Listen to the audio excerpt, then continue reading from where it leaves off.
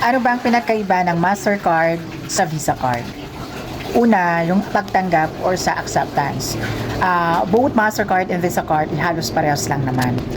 Mastercard, tinatanggap ito ng almost kahit saan. Yung Visa naman, tinatanggap din siya sa mas maraming bansa. Pero dito sa Pilipinas, walang problema dito sa dalawang card. Kama pa Mastercard or Visa. Kasi tinatanggap naman siya sa mall, sa online, sa grocery, or sa travel. Pangalawa sa benepisyo naman, dito natin malalaman yung pagkakaiba nila. Depende ito sa bank, hindi sa Visa or sa Master mismo. Yung Visa, mas kilala sa travel na perks.